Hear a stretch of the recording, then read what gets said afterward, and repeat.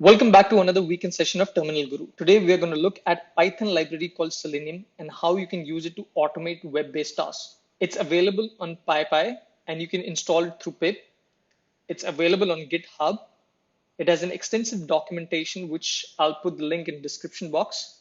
It has a prerequisite and you need to download the driver of the browser which you're going to use. I'm using Chrome browser, so I've downloaded Chrome driver. It's available for Firefox as well. And these are the two websites which we're going to use to demonstrate Selenium. Now let's look at a problem statement for today. Our problem statement says that we need to add 100 users and passwords in one of the demonstration sites. And we're going to find in progress tasks again in one of the demonstration websites. The challenge is that these are legacy servers and there's no API, SSH, Telnet, or DB access available. And the information is only available through web page.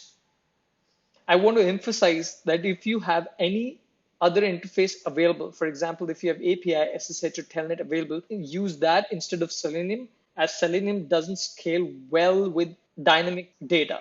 So as a prerequisite, I have already downloaded the Chrome driver. Let's dive into the code and see how we can use it. Before we move into the code, I want to tell you that Selenium works on HTML tags, and I will at the end let you know how exactly you find those tags which are of your interest. Right now, let's import the driver, and because we are using Chrome, we'll instantiate the driver for the Chrome. Once that's done, a web browser would be open and it will say the Chrome is being controlled by automated test software, which is our Selenium right now. So let me put this side by side so that you can have a look. Now to open up a website, you just need to do a get on the driver.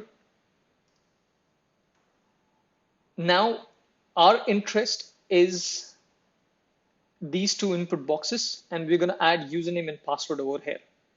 Once the username and password is added, we want to click on save. Now if you see, I'm trying to find the element by name, and I know that this input box is called username. We'll get to that how did I find that. We want to send some keys. So we want to say that the username would be terminal. And if you see, the terminal popped up here. Now we want to find the password. And I know that the tag is password for it. So I'm trying to find the element by password and I'm trying to send some keys to it. If you see, the password is populated now. Now we want to click on the button, and I know the button tag is forms button 2. I've got that. I want to click on it. It's as simple as saying click. And if you see that we have saved the database and the page is refreshed and the username is now terminal and the password is guru. Let's look into a more complex example. So let's say I want to open up a different site.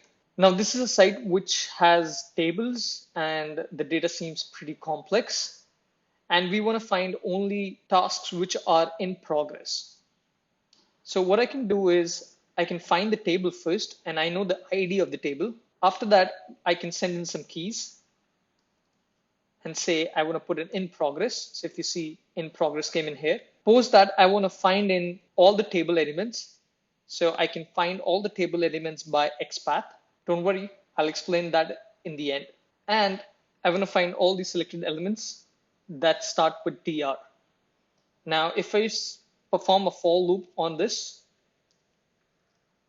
what you will see is that I got all the 3 entries which are in progress as over here. Now the real question comes in that how am I finding these tags? If you know HTML is based on tags and you have source code, you can look into it. Through source code, you can find a lot of stuff, but I do not think that this is the best way. We have another browser function called inspect. And generally, I would use this. So if I want to find the tag for this particular input box, what I will do is I will one by one start clicking on this and it will tell me what exactly does it correspond to. So this corresponds to the whole HTML page. So I will start breaking it down, start moving into it. This is for the left-hand side box. So that's not of our interest. This is what is of our interest. So I will go deeper into this. We've got to the heading. That's not of our interest. Yes, this is of our interest. So I'll open this up. This is the control panel. And if you see, this is the table name. But we're not interested in the table name. We're interested in the panel body. And if you see, when I click on this, it highlights the input box, and the input box ID is task table filter. And if you see our code, we had put task table filter as the ID. So you have different ways of finding data in the HTML, and you can either find it by ID, or you can find it by name, or you can find it by XPath. XPath is a very powerful for XML, and the way you find this path is you just need to go to the table. For example, the head was here and the body was here. I was interested in the body, and you can just say copy full XPath. And this would give you the location of where this table is. And then you can use that in your code and find that element. And then on that element, you can find uh, element by name or element by ID. Also remember that there is something called by find element by name and find elements by name. That is plural. Plural will give you a list. And if you finding a single element, then it would give you an element object on which you can perform other functions like click and send keys. I hope it was helpful. I'm assuming if you have legacy servers out there in your network, then it'll be very helpful for you to automate these tasks. Thank you.